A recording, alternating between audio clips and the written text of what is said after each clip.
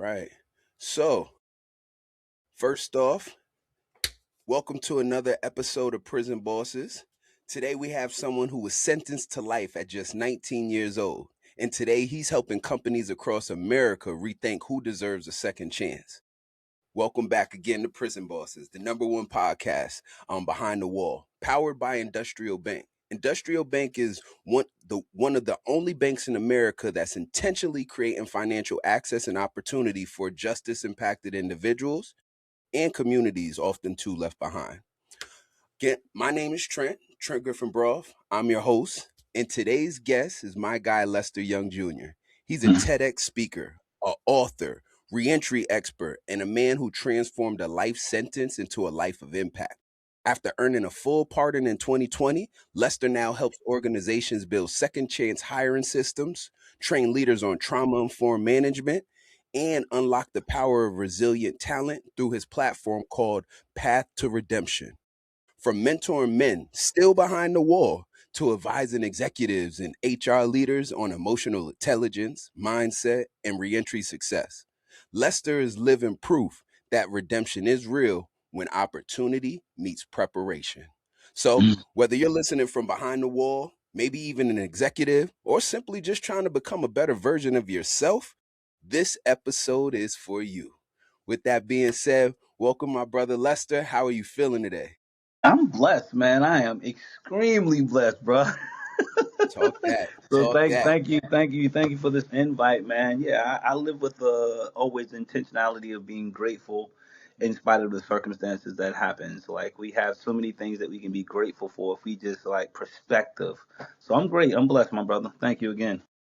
I love it. I find that those who lead with gratitude tend to be more appreciative and also tend to be people who see the glass halfway more full, so more positive minded. And we find with positive minded people, positive results tend to follow. And hmm so, with that being said, brother, tell us a little bit about yourself. Who is Lester Young? Where are you from? Where you grew up? Tell us a little bit about your upcoming. Definitely, man. I would say Lester Young today is a husband of 18 years. Met my wife while I was incarcerated. Got out of prison. We pursued each other. Got married. A father of 11-year-old daughter. I'm a business owner, author, brother, friend.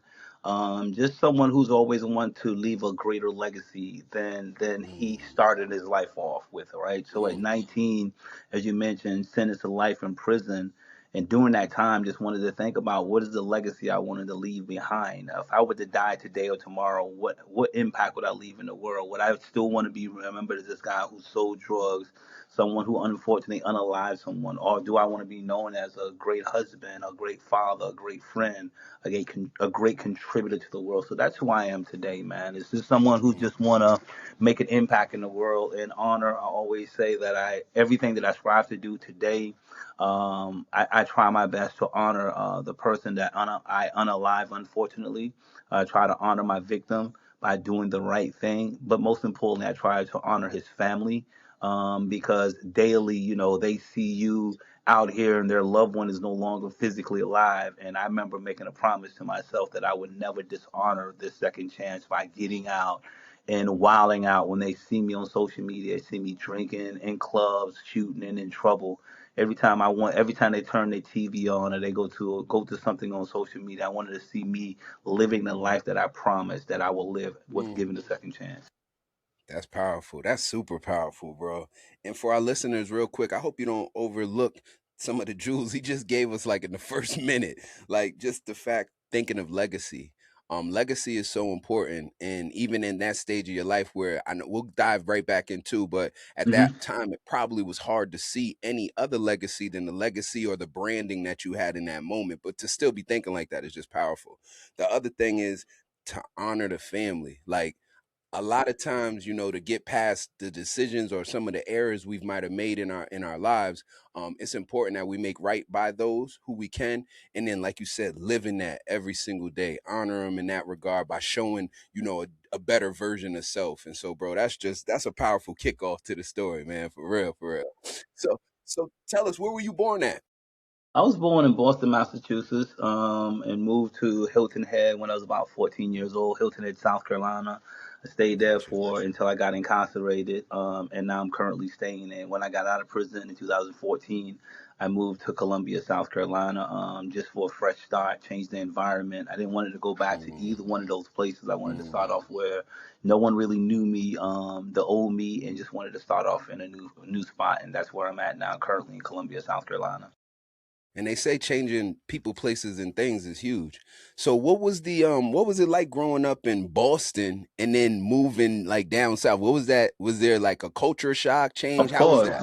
you get out from I was raised in the 80s and the 90s. That's when the movement started happening really fast up north, and then you move to South Carolina, and everything just comes to a screeching halt. Like people were moving very slow. I'm from the city, thinking that I can get here. This is in that era too when crack cocaine started like booming in the north, right? And South Carolina wasn't up to speed with it, so I'm like, oh, this is what I could do here, blah blah blah. And then I came with a different mindset of as just thinking that I could out hustle everyone on the block, which we do from time to time. But then at the same time, you don't understand the dynamics in the neighborhoods and communities, and this is where it started creating a whole lot more problems for myself. And then unfortunately, right after 16 years old, is when my mom's passed away. I was 16. She passed away, and that created a different mindset within itself, right? So now from 16, 17, 4 months after she died, I'm deep into the streets again. And as soon as I turned 17, I was arrested, you know what I'm saying, for possession of crack cocaine with intent to distribute in the schools. I was hustling inside the Mm, schools, you know what I'm saying? mm, And then from there, that little sentence, did a little 6 month sentence and got right back out, got right back to the bag, and not realizing, 18 months later, now I'm standing before a judge for murder. So my life was like shrink really fast, and I want to like unpack something if it's okay with you, right? boy, please. Like you asked about like my upbringing, I had a decent upbringing just coming from the north to the south. Definitely a culture shock, but the biggest culture shock for me was me losing my mother at 16, and having I share the story that my mother's death happened a night before, the day before. I mean, a night before, the day before we had an argument about something as simple as me washing the dishes.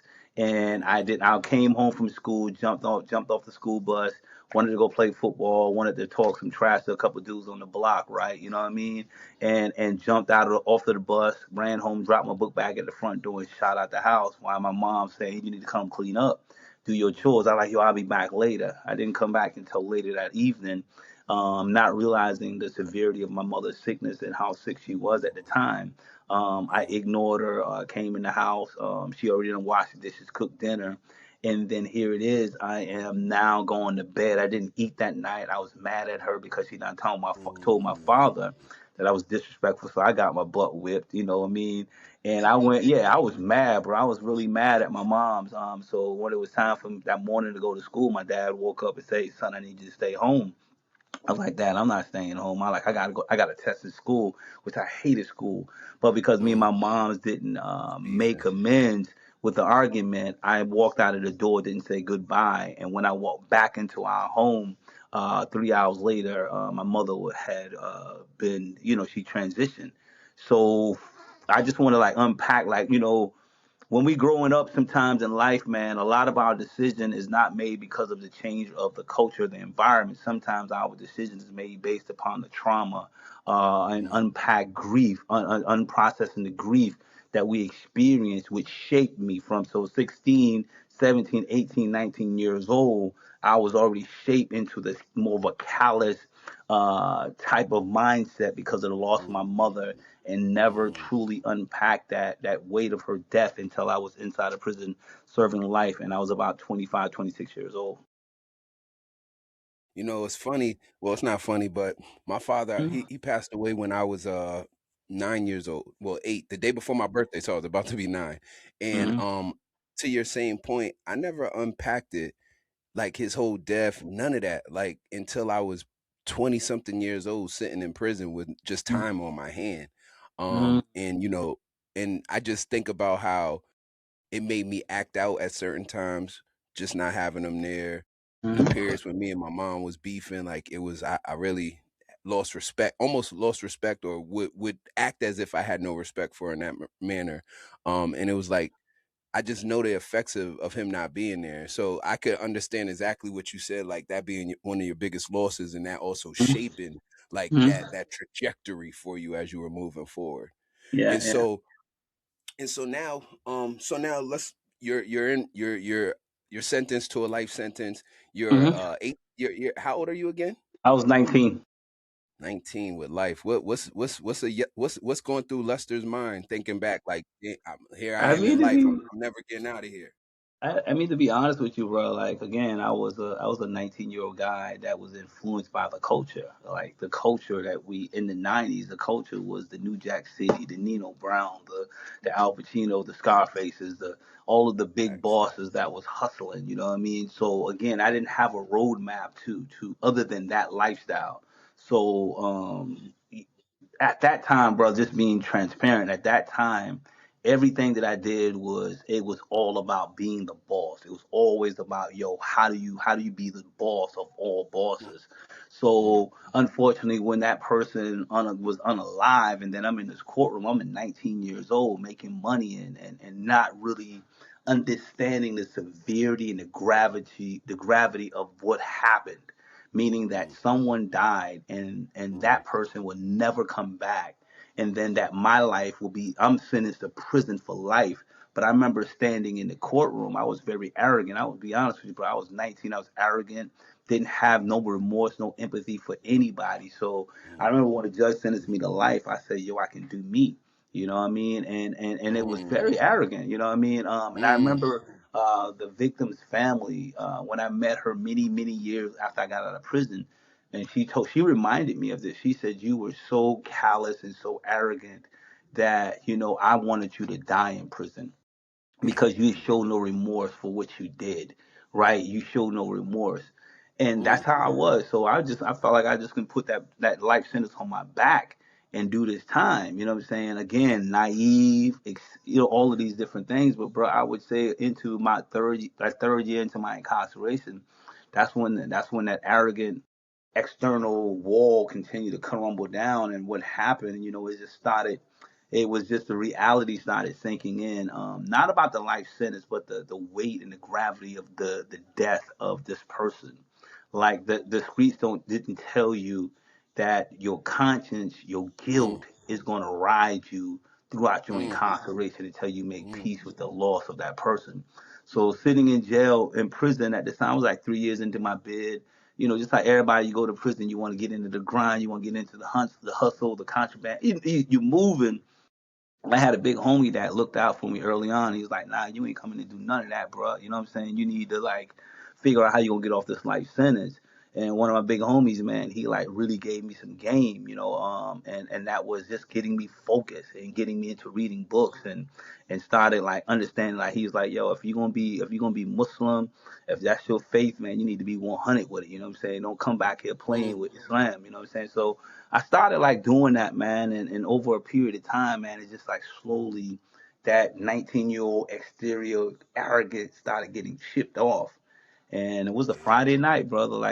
And Friday night I was sitting in my cell watching a Dateline show and hearing this mother cry over the loss of her son. Her son got killed over a bad drug dispute, very similar to my situation. And I remember watching this show and I was like, damn, something just kept piercing my soul and my heart hearing this mother cry and the grief. And because for the first time I started looking at it from the lens of the family who lost a loved one, instead of me saying, "Oh, yo, they snitched on me, they did this." I started looking at it in that lens. And in that, man, I remember trying to go to bed after the show went off. I won't try to go to sleep. I couldn't go to sleep.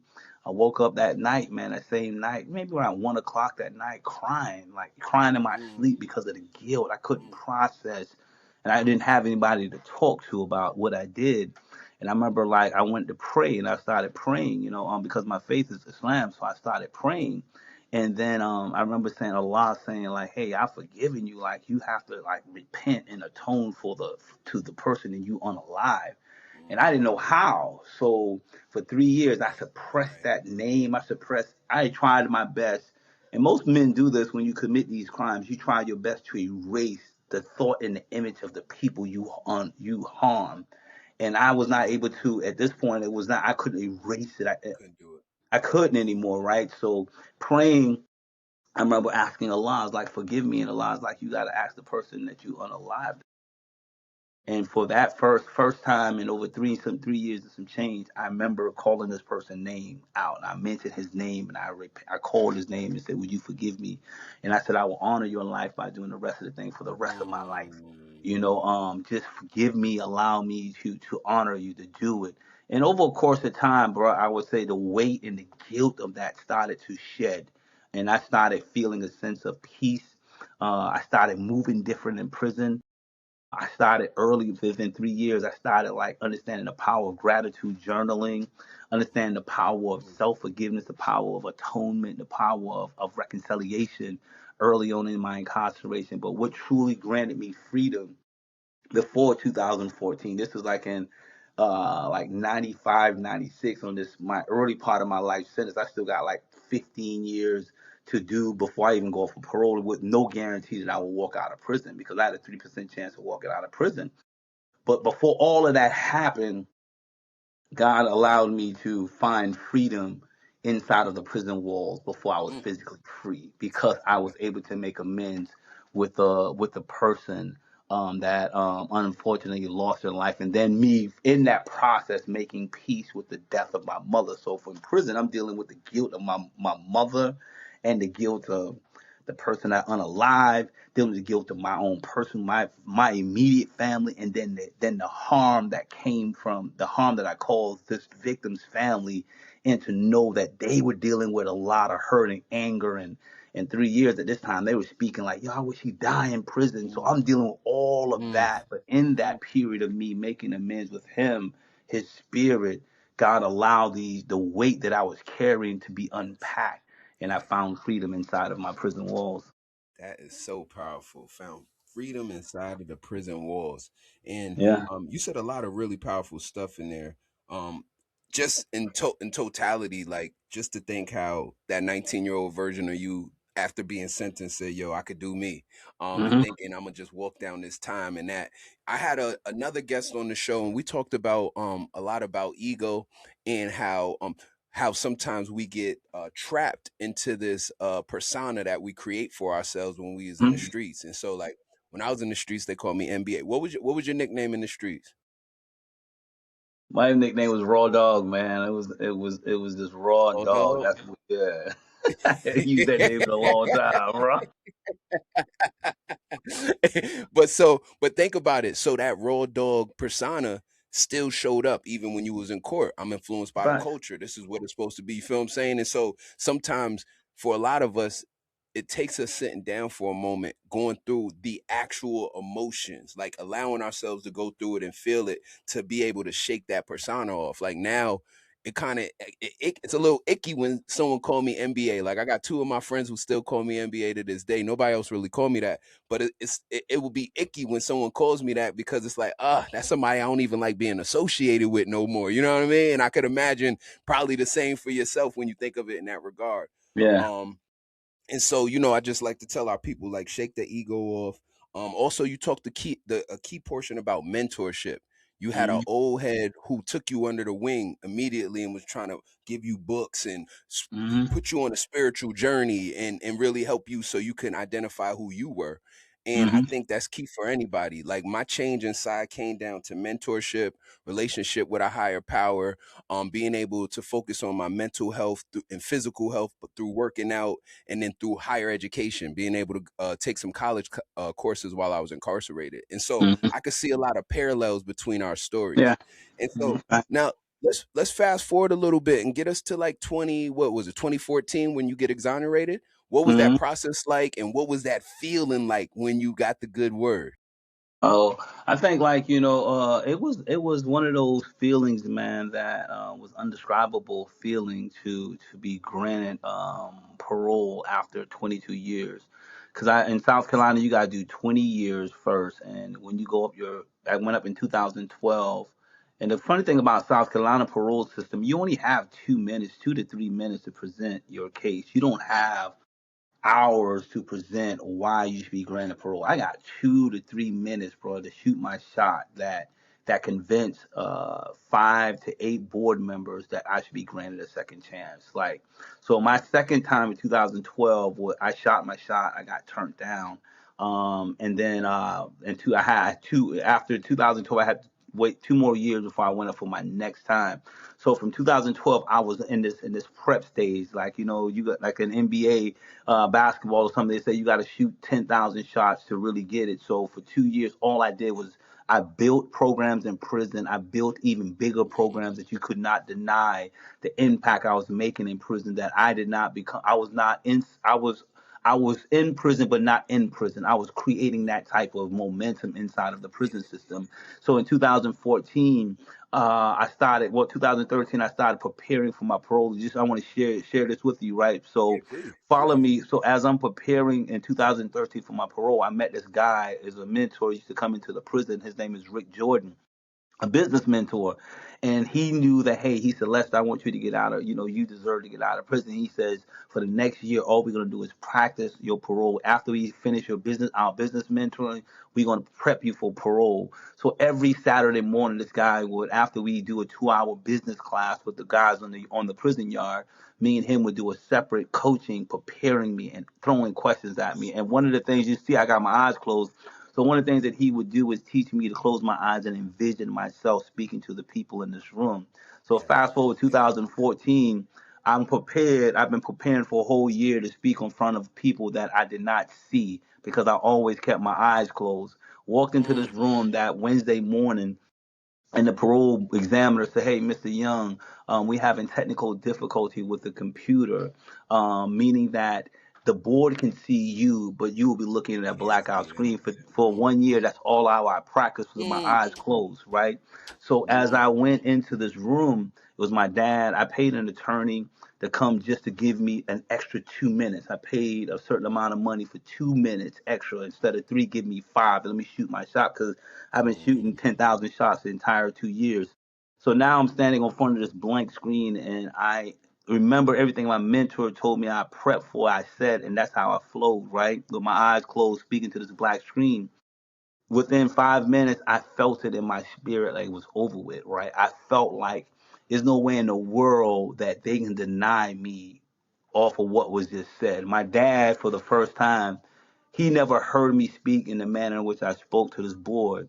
So mm. as I'm walking out, remember my eyes still closed because I practiced for 1 year at a blank screen. So as I'm walking out of this room, I remember telling a couple of the guys who were sitting there, they was like, "How'd you do?" I said, "Man, it's over with, bro." I said, "It's over." I like, "It's over with. I'm going home, right?" And so my dad was like, "Son, it's so much to unpack." My dad was like, "Son, just chill. Don't." I was like, "Dad, it's over with." And as soon as when I was about sitting down, this lady walked up to me. She said, "You've been granted parole." Mm.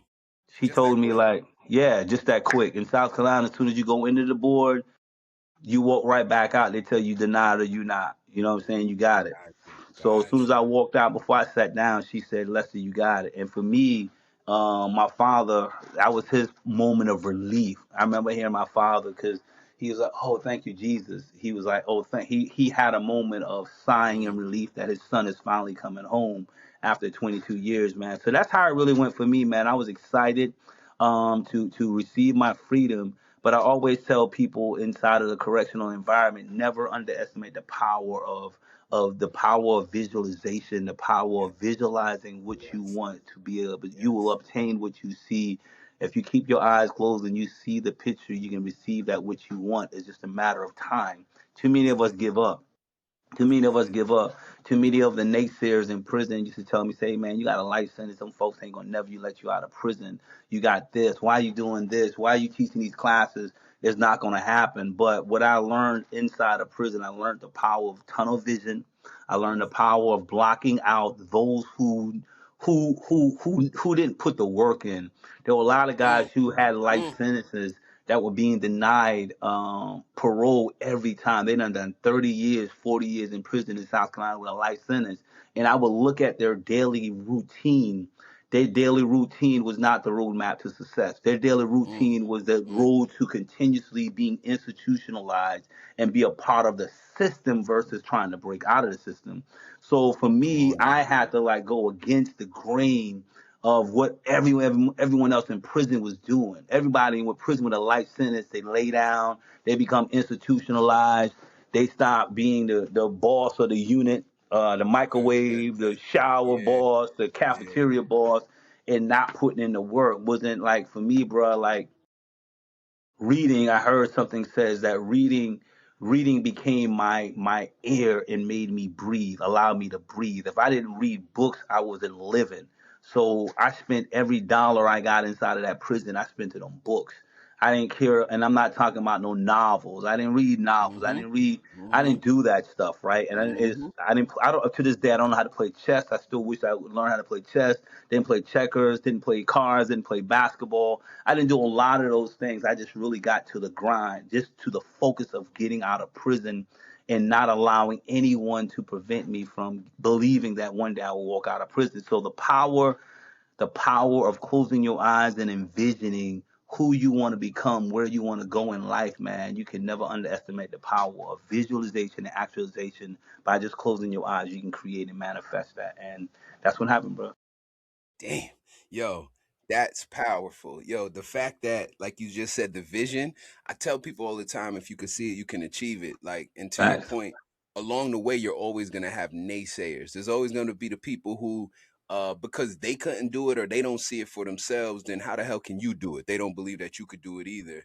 And I love the fact that you were able to sit back and look at their daily routine. I tell people this shit all the time. We all got the same 24 hours. It's what you're going Mm-hmm. to do with your 24. Yeah. And it all comes down to having a good routine and how you seen how these guys, all right, if they want to be the boss of the microwave, that's cool, but I'm keeping my vision and my focus on me getting the fuck out of here. Fuck that Facts. microwave. Like, Facts. you know what I mean? Fuck that mic. You can keep that shit. And you know, and the fact that you also separated yourself from all of the other drama, you know, Mm-hmm. even from sports, because sometimes we know how it is in there. Like playing sports could lead to drama, playing cards Facts. could lead to drama, like anything could lead to fucking drama. So staying dialed in through the books. And I tell Mm-hmm. people all the time, books and libraries. Libraries are the number one underutilized resource in America. You get a free card, you could take out books for totally free, and you could teach yourself anything through a book. It could be transformative. And so, bro, you manifested. You literally made all of that shit happen, and now Yeah. you're released. Is that the same approach you took to then building the path to redemption? Absolutely, absolutely, bro. Like I built Path of Redemption before I walked out of prison, and this is again Mm, like I tell people all the time is like when they see like you or they see me, they like, damn, bro, I want to be like you. Put me in the game, coach, and it's like, bro, you didn't see the 20 years I was shooting my shot in come on prison. now. You didn't see the 20 Come on. years that I was teaching class in prison. You didn't see 20 years of me walking from dormitory to dormitory teaching the guys in prison. And a lot of people like, yo, that joint you said was fire. I say, man, I wish there was a time that I could record the Mm, conversations and the mm, lessons and the classes I taught in prison. Because for mm, 20 years, man, brothers in prison gave me the opportunity to teach and to be able to come up with ideas, bro. To this day, it's easy for me. So I wrote Path of Redemption before I walked out of prison. I was already a speaker before they gave me a TEDx title. I was already speaking in prison, bro. I was already teaching a class. I was already writing curriculums in class when I walked out of prison. I just kept the momentum going, right? It was not something I discovered when I walked out of prison. Nah, bro, I literally understood the power of what success looks like, right? Another thing that my mentor showed me, he's like, hey, one of my routines from Saturday to Saturday was to every morning I start my journal from 5 o'clock in the morning when I wake up to until I go to bed. And in that writing down everything that I was doing. So when I met him on Saturday mornings when he came back into the prison, he would look at my journal chart and see what Monday, Tuesday, Wednesday, Thursday, Friday, Saturday, what you were doing. And then he was like, okay, you find a lot of people in prison that they don't have. That's crazy. I don't have time to do this. Like you have in prison, you have so much time. But dudes would be like, I don't have time for a GED. There's dudes been in prison for 10, 15 years, don't even have a GED, still Crazy. unable to read and write because they have spent their time being a sports analyst, being caught up into the conversations in prison, gossiping in prison, make whatever. You find dudes who are the greatest sports analysts in prison, right? And they got to tell you, I don't know nothing about people like, yo, what's your favorite team? I claim a team, but I don't know. I can't tell you nothing about who's on the team, what college they came from. Bro, that was not my thing. So my Right. mentor, he would look at my daily chart and he would see where the time blocks were. Where was I procrastinating on? What were you Ooh. doing? Because he said, if once you know what your day looks, if you're able to measure and keep hours, everything you're doing on a daily basis, man, that's Mm, what successful people mm, do. They know mm. from 5 to 10 o'clock at night what their routine is. Guys in Talking. prison from 5 o'clock, they're watching TV with no headphones, just looking at the TV, reading lists, didn't read a book, didn't do any of that stuff. So study the people who you wanted to like emulate. And there was very few people in prison that was really doing what we doing. That's why I'm out of prison to this day on a life sentence. And the guys I left behind, the ones who were the naysayers, the ones who criticized, the one who say, man, like, bruh, why you carrying all these books? Like, bruh, I would fight. Like, bruh, I remember it was a time when one of the staff members came into my cell, in prison. This is the craziest thing that I just don't understand is why they put a limitation on how many books you can get. They put a limitation, you only can have 10 books in your cell. 10 books. But you can have you can spend $200 worth of prison canteen. You can have all of the Ooh. canteen items, but you'll limit to 10 books. But you can have $200 to $300 worth of canteen in your room. That didn't make sense. I could have cases of sodas in my room, but you come and you're gonna write me up for possession of contraband because I got 20 books. 20 books. These 20 books is helping me prepare, but you limit me to only 10 books. Bro, I remember they came in and they shook my cell down. They found 100 books in my cell. They didn't find Shit. contraband. They found, bro, I had a, bro, like, this is my library now, right? Like, you can see, this is my library now, Mm, right? And mm, I'm always reading. So I had 100 books in my cell and they was transferring me and they was like, yo, you can't carry these books. I'm like, man, I'm stuffing all these books in this duffel bag. I don't care nothing about this prison uniform. I don't, when I right. get to the Keep that yard, shit. somebody gonna give me a uniform, right? Right, right, right, So I'm right. just saying Oh, that to say hell. this, bro. Like for many years of my incarceration, I invested in who I am today. The person I am today is because I invested in me in prison. I did not get caught up into the prison routine of believing that prison is going to be my home forever. Even though I had a life sentence, I still did not stop dreaming about my Mm, life on the outside, the power of me dreaming. And again, I blocked out those who didn't serve me, those who didn't add value to me. I'm talking about my day one homies that we went to school together, and now we in prison together from all of, the groups, the organization, the gang banging, and telling dudes like, yo, bro, I'm doing something different because I realized that we've been lied to on the block. I want something different. If that means me being in prison and I gotta go to the shower and no one's watching my back, bro. Allah got my back, bro. I'm gonna be good. And to that day, man, when I walked away from them, bro, I never got into one fight in prison. Like mm. dudes be tripping, like, oh, I was not soft, man. Bro, for 20 years, I never went to lockup. I Right, went to lock up right. one time for an investigation, right? But never got into because I separated myself from all of the BS. I never got into no dude never threatened me, robbed from me because dudes knew who I was. They respected me because I was on a different path. And dudes, the same dudes who turned their back on me were the same dudes now coming. Hey, bro, you can, man, I'm down with this here. I want to come to one of your classes.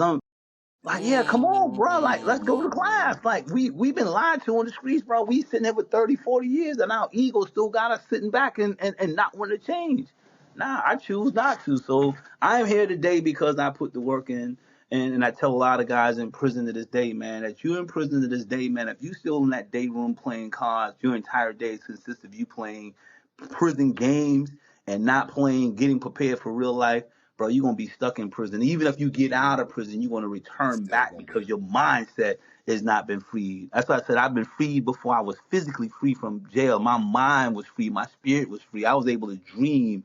Mm. Malcolm X says that reading awakens you from a dormant state to be mentally alive. When I started reading, got mentally alive, man, my imagination was able to run way beyond the block that in which I was serving dope on, or the prisons that I was sitting in. So true, bro. And I love, yo, one of the hardest jewels that I gotta tap dance on, and our listeners, please, please, please dissect this. Audit your day. This gentleman talked about how his mentor would meet with him on a weekly basis. He would take audit of his day, what he did at starting at 5 in the morning until he went to sleep for the whole week. Then they would sit there and they would audit it. Are you squandering your time? And I think this is a question that applies to everybody in this world. If you're trying to go on and achieve some amazing things, you don't have no time to waste. We already working on a deadline, like for all of us. We start with the end in mind. And so with that being said, the fact that he was ordering his day already tells me the kind of time you was on. Like it took me being 30 some odd years to really probably 20 some odd years to identify the importance of auditing my day and maximizing my time, but it's something, a principle that most overlook. And so for our listeners, start to audit your day. Where are Mhm. you wasting time, and fill that time with things that can actually benefit you? The self investment. When he talks about being who he is today and how he got there, the self investment, and a big portion of that is auditing your day. The second thing I can't let y'all go without really diving into, the fact and the importance of belief. Yo, we need, there's this thing called faith. That's the belief in things you can't see, feel, or touch. Mhm. Facilities, correctional facilities are made to take away our hope. In fact, in the Bible it says, "Man without hope shall perish." And so they built these correctional facilities to take your hope and motivation away. What we're here to tell you is to keep dreaming, keep believing, and understand with the naysayers, they're gonna come just like he said, and eventually they're gonna want to jump on the bandwagon, and that's fine, because like in that one movie where he said if you build it they will come, it's the same exact thing. No one believes it until you do it, and then once you do it everyone believes in you then. And Mhm. so Lester just really walked us through some amazing things of how he freed himself before he was actually free. He helped free others, and now tell us how you're doing the same sort of work today. What does the path to redemption look like? After redemption looks like, again, how I modeled in the prison, seeing guys 19, 18 years old coming to prison for 30 and 40 years, a life sentence. I was like, man, the day that I ever get out of prison, one, I want to be the person that helps and educate our young people around the real issue of what gun violence looks like. What does the street really looks like? What does it look like? You know what I mean? So seeing dudes like myself in prison, coming in at a young age, I said when I got out of prison, I went straight to work in the juvenile facilities. I started building something, sharing my ideas into the juvenile facility.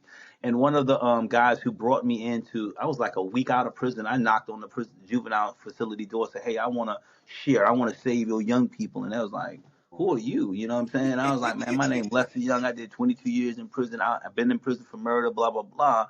And the guy, he said, he said, "I want to check. I want to show you a few places." He took me to a couple schools, let me speak, and he's like, "Yo, you got something there." But he said, "I would tell you something. Go build something and come back to me." He said, "Go build something," because he says that too many guys get out of prison with a prison story and that's all they have. He said, "You got something different about you."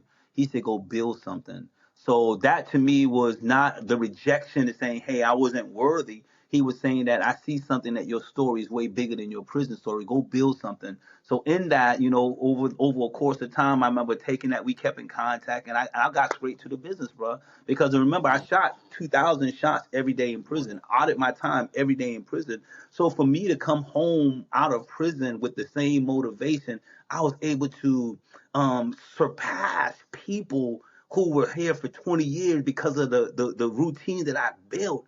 I was able to get to the business faster, right?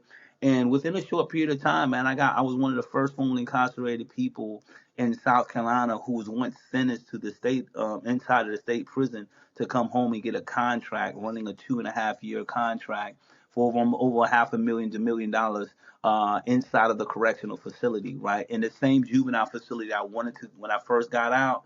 I was able Mm-hmm. to build something that someone saw me and were watching me from afar. When the opportunity came, they was like, "Hey, man, it's that guy named Lester. Check him out." They connected us. Boom! It was history. Ran a credible messenger program, partnered with another organization, Credible Messenger program, and we ran this program for 2.5 years, using people, hiring over 20 people with felony convictions to go inside of the prison and teach young people that. So that's just the power of when a guy told me like, "Hey, I like you. You got a great message. Go build something." I tell a lot of people now when they come home from prison, like they see the move, they see you and I making these moves. They're watching us inside the facility. Say, "Hey, when I get out, I'm going to do the exact thing." I'm going to say all of that's Mm-hmm. possible. If you're not doing it in prison, it's going to be hard for you to do it out here. And when you get out of prison, you got to go build something, because people don't want to hear your prison story. They want to see what you was able to build. So me building Path to Redemption, now I'm in the schools, I'm in the juvenile facilities, I'm in adult prisons. I'm also working with organizations, as you mentioned, that are hiring or have these companies that have these vacancies, now pushing the narrative to hire formerly incarcerated people, right? But it all started again by me shooting the 20,000, 10,000 shots in prison for 20 years. That it came Yeah. home, it was easier for me to get to the mission. And so what it sounds like, the work starts inside. Putting the shots up starts inside. Yeah. Sounds like, and it also sounds like, people don't never see the work that you put in. Nobody got to see you put up those 2,000 shots every single day out here. All we see is today what you've been able to do with it. And Hmm. so that's the other jewel for the people. People ain't gonna see your hard work, and the hard work don't look sexy. That's the not sexy shit. That's the sacrificing. That's the I'm not going out. I'm not doing none of that. Y'all go do that. That's the missing out on what appears to be a good time for everybody else, Hmm. sacrificing for the greater good. But then they look up, and now you done earned your 10,000 hours, and now you Yeah. done mastering your craft. And now, Fact. now shit starts to open up for you. Now you don't need to be at the party because you are the party. And Hmm. so, like, what Lester's saying is it's possible for all of y'all. We didn't have this, we didn't, we were putting the shots up. We've built something that now brings value. And that's what people in this world are looking for. No one's coming to save none of us. Like, trust and believe. I guarantee you, nobody gave Lester shit. He went and took it. Nobody gave me shit. I went and took it. And nobody gonna give you shit neither. But what you can do is you can build something, you could become something, you could bring value to every situation, and then you'll be invited to a lot of opportunities. I want to add something to that too, Trent. Like, being that we're speaking to those that are currently incarcerated as well as in community, I would say too, and in that, what the most valuable thing I was able to experience is two things, right? But the most valuable part of me being successful during and after my incarceration is that I was not just putting lipstick on a pig metaphor. I was sincerely, bro, like really unpacking my trauma, unpacking. I wasn't dressing the part. I was unpacking my trauma, and when I was able to break that place of harm, like the guilt, the pain of me losing my mother, the guilt of me taking another person's life, the relationship me and my father had prior to my incarceration, evaluating how my low self-esteem and lack of confidence influenced a lot of my decisions. When I started making money, I wanted to prove to people I wanted to look like money Yeah, because I was an yeah, unhealed teenage boy, right? yep, yep, So yep. I think it's important that when we talk about success, we don't necessarily sometimes talk about the harm Mm, of healing, the importance of healing from the trauma and the pain that we endured, and how psychologically we want success, but we sometimes we self-sabotage our opportunities. My mentor gave me this, the same guy who taught me the power of auditing my time. He said, Lester, when you get out of prison, he said, it's not going to be that the external barrier is going to prevent you from success. He says your mindset is going to prevent you mm, from success. He says mm, that because most times you get out of prison, people don't know that you've been in prison unless you tell them. But he says that he's seen so many people when they walk out of prison, they walk out with the prison mindset. So he says this. mm, He says, as you're building your life after your incarceration, you're going to experience a whole lot more no's than you're going to hear yeses. And it's important that you understand that in your no's, you have to remind yourself of who you are. So he said, once a week, get you a nice suit. He said, go somewhere. If you have to go to a thrift store, buy you a nice suit and go to a coffee shop once a week. When you have done heard 100 no's, go to a coffee shop, sit into a coffee shop, get you a cup of coffee, get a book, and sit down. And he says that once you do that, watch how people treat you, and that again reminds you of who you need, where you're going in life. See, a Mm. lot of people when they hear the no's, they're not prepared. They don't have a recovery plan. So my recovery plan after hearing 100 no's was my once a week coffee visit. I'll sit at the Starbucks, or I go to the mall, I go to a restaurant, and I sit, and people would treat me. You were treating the future me. You didn't know that I was in prison. You didn't know I had a life sentence. You was respecting the future me, and I was feeling it before I Mm. actually walk into it, right? Go back into power of visualization.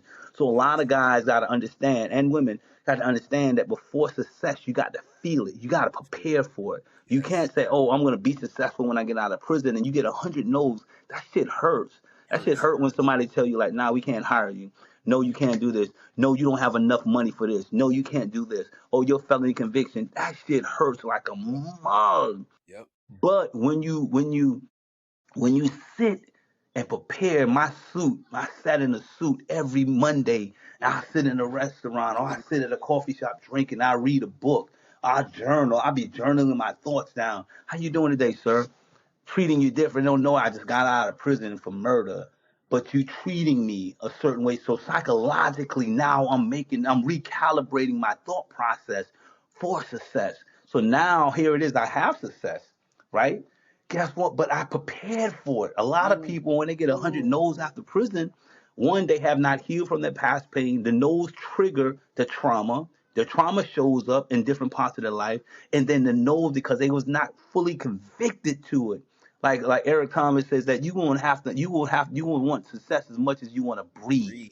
That's right. If you ain't on that level yet, then your success after prison is gonna be washed with 100 no's. All that shit you talking about you gonna do in prison, shit gonna wash out quick, because the pain of it's gonna hurt. That's gonna force you to go back to the old you, even though you know you don't. You said you don't want to do it, but you was not fully committed to it. You got to be willing to die for this right here. Just Mm. like we was willing to die on the Mm. block. You got Mm. to be willing to die for success, to be great. You got to be willing to die for it, and that means again, when I hit 100 no's, what's your recovery plan when you hit 100 no's? Whew. Yo, you gotta be willing to die for this shit. 50 Cent told us, get rich or die trying. Facts, That's the facts. reality. Yo, well, Lester just giving y'all a straight fucking game right here. Like this is real shit. Like, you gotta be so committed to your dream and your vision that you're not gonna let anyone beat you to it. You're not gonna let nothing stop you. A big portion of what you said too, to go along with that, I love that jewel that you give to go put the suit on, even if you Hmm. had to go get it from wherever, go and get treated with the respect that you deserve. People look at you in a different way, and then it recharges you to go out there for that next week, knowing there's gonna be some no's, but eventually I'm gonna find my yes. And it Hmm. only takes one yes to change everything. Just like Lester pointed out multiple times today, putting the shots up. Well, it's the same thing. You only need one shot to go in that could change your whole fucking life. But oftentimes people stop shooting before that one shot that they needed to go in goes in. And you never know. It could be that next shot that you was gonna put up right before you quit. Yeah. And so with that being said, Lester, you said success a few times. And Hmm. how do you define success? Like, I'll tell you, for me, Hmm. I've learned over the years, like, for this is just my definition. I personally think success is just being able to get up and do the things that you love to do. Like, in the simplest form, that's what success looks like to me. Like, being able to, go to work, and for my work, being able to do things that I'm passionate about. It doesn't feel like work. Or shit, if Hmm. there's a day I don't want to go to work, I ain't got to go to work, and it ain't going to change, stop nothing. Or you feel what I'm saying? Like, so to me, success is literally being able to do what you want to do. How about yourself? Well, how do you define it? I agree with you that I add to it. Success to me is that freedom, but then success to me is impact. Like what you do and you're impacting lives. Like Trent will be remembered 20 years from now of this podcast. That's success to me, is making impact. The success to me is how do I treat my wife, and how she feels. Do I hear her? Do I respect her? How my daughter see her father today? What is the people that I pour into? Will they remember me 20 years from now, 10 years from now? Will my books continue to make impact inside of the prisons? So success added outside of freedom is going back again to legacy, bro. Like to legacy. I want to add. Could I add something else too? What you want, bro? This Bro, floor is I was yours. thinking about this too, and this is something again for my brothers, right? And this is a thought that I've been like really just marinating with me. And this is, I have an accountability group of brothers that I did 20 years, 25 years with. 21 did like 28. All of us get together every Monday and we doing accountability calls. We just me and the brothers. We building and we talking about what our goals and our plans are. And I just left them a couple of days ago. We was in Houston. We all entrepreneurs. We can go on the middle of the week and travel and do our thing and be like, man, I don't have bills are paid. We good. Let's fly out somewhere and hang out. But in this process, we were together for about 3 days and we were talking about relationships. Mm, We were talking about marriage. We were mm, talking about what success for us as men from the street success looks like XYZ. But then we don't have what success looks like in marriage. So mm, you find some mm, brothers get out of prison and relationships and they know what entrepreneurship looks like. We know how to build real estate portfolios. We learn how to invest and we done made millions of dollars doing that. But then we crash out mm, relationship wise. mm, So mm, we got a woman that we are not respecting. We don't respect the relationship. We don't move with a level of integrity in the relationship, but we move with a level of integrity in business and connections and opportunities. So I would just say like for success for me too is being in a place where my wife sees me as a man of integrity and of mm, character, mm, privately and publicly, mm, right? And mm. that my daughter sees a man of integrity. Is not like I'm a public success and a private failure, right? And this is something I had to learn, right? And this is something being transparent, I'm learning like so many of us, myself included, we prepare for success after prison, but we never got that thing called relationship building. So I think about the 100 books that I read, I never read a book about marriage. Mm, mm. That's real I talk. I never read a book about fatherhood. So it's almost like you've seen on the prison yard, dudes will be lifting weights, big like they say. You can tell when a dude get out of Big prison, legs. big chest, big arms, tiny legs. That's the sign that he been in prison. So Yeah. we do the business press because we want success. We are hustlers by nature, but we gotta also understand, go back into healing. If you have not healed from the trauma of past relationships, you will stop bleeding on the women and your children who have never harmed you. So I Mm, just want to add that I think it's important that brothers understand, like, who are preparing and those even who are listening to you today, like brothers, we cannot continue to be public success and private failures, oof. where we're not moving with integrity in relationships. We're still traumatized or still living in Yes. our trauma of incarceration. Yes. And that is, we're isolated. My wife told me many years ago, she's like, bro, stop treating our marriage as a dope hustle, not a dope, like a dope deal, because it's so much Mm, privacy. You know, mm. you come from the streets, you don't share information, you don't tell locations, you don't tell your moves, you don't, and we come So into true. So relationships in the true. same way. So true. Like, iPhones, man, like you ain't not getting my location, bro. GPS monitor on me? Like those are conflicts. Yeah. Those are situations for those who are getting out. Like you gotta understand. Like you That's gotta real like talk. invest in learning how not to build, not only to build a business, but how to build a family legacy. And that Yes. starts with the foundation of marriage or relationships. How do you honor and protect your children? How do you be a man of integrity? How do your character matters in that part of it? Because I believe the woman a man chooses after prison determines success or its failure. It's not about external. It's about understanding, is this person adding value? Is this person a vision pusher? Are they pushing you towards the Yes. vision? All of that stuff. So I'm gonna stop there. Nah, nah, bro. You speaking truth, yo. So I was literally just hosting a class with some gentlemen around business, and I told them the same thing you just said. But I said, yo, look, no one's never gonna tell you this, though. I don't care if you're in the best industry, if you have the best work ethic, if you have the best product, if you have the worst partnership, that shit is gonna ruin everything that you got going on. And Mhm. so it is critical that you identify and you build a great relationship with your partner, because that's going to be the backbone of everything. Like Hmm. that really defines your success, like you're highlighting. And so I tell people all the time, I've been with my wife since I came home from, we got together before prison. She stayed with me. We got Hmm. married post, that's, we've been Hmm. together forever. And I am who I am because of her. Like, you know what I mean? Like I'm not, and I couldn't build the things that I built if it wasn't for her support. Like she's elevated me like a good teammate elevate, like LeBron. One thing attribute you'll say about LeBron is he's always elevated all his teammates around him, right? And Hmm. in a good relationship, your partner as well as yourself are there to push each other to elevate each other. And so you hit it on the head, bro. Like that shit is a one of the missing pieces, something that's seldom talked about. And the fact that you just said like how you never read those books, I'm in the same fucking boat. Like all of the books I've read, it's seldom that I picked up a relationship book until more recently. Hmm. Like Hmm. that's Me too. something I've started doing in my recent years, is starting reading the books about relationships. Hmm. Starting to even go to counseling together. Like, hey, let's do some Hmm. marriage counseling. Like, not that we're in a space that is required, but Yeah, it yeah, can't hurt, right? And so why yeah. not try to continue to elevate our relationship, because your success is my success, and vice Yeah, and versa.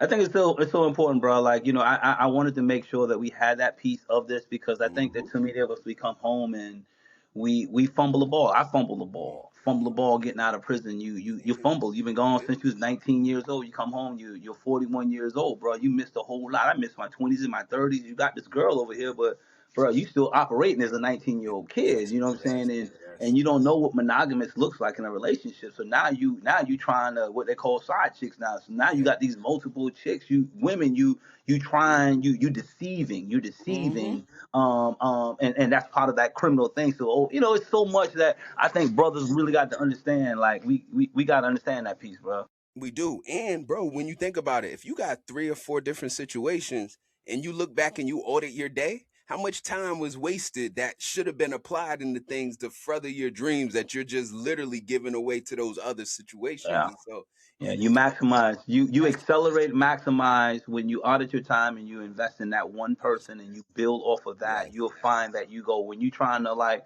hold up multiple balls, you chasing multiple rabbits, you're not gonna be successful. So I just think that when brothers coming home, even if you're not ready for relationships, don't jump into a relationship until you're ready. You know what I'm saying? If you're not ready for that relationship, you have not healed and you don't have that acumen of what it looks like to be in a hmm, relationship, don't hmm, be, because in that it creates tension, creates chaos, it creates arguments, it drains you of the energy you're going to need to build that thing that you want to build. yes, Now when you lock in on who what it is that you do and you respect this over here, your home life, you respect that, bro. Your energy, you go different world, further.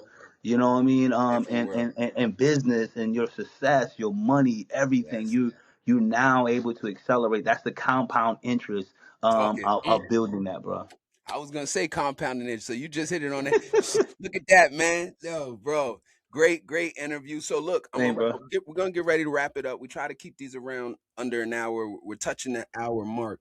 But the one question we always ask every one of our guests is to take us back to in your instance, the 19-year-old Lester, before he got caught up, or maybe even the 16-year-old Lester when things started to pivot a little.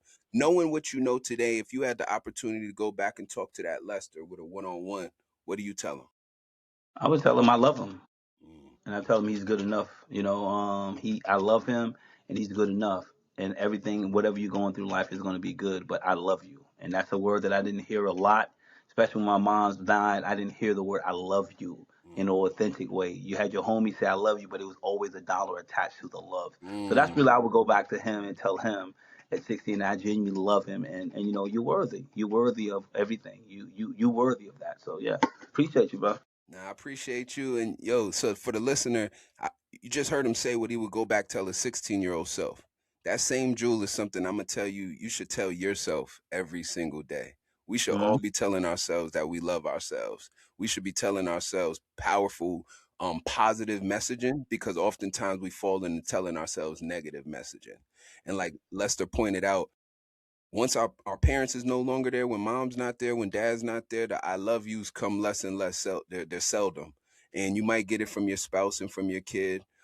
But that's it. Nobody else in this world is gonna be telling you that shit. And so you gotta love you. You gotta have belief in you. You gotta have faith in you. And that all comes from the word self, self-confidence, self-esteem. And don't let the outside world determine that. They already try to determine things when they give us labels like felon. And so love yourself. Yo, Lester, I appreciate you, brother. This has been a great episode, man. A lot of great jewels. Tell the people where they could find you, like social medias, emails, etc.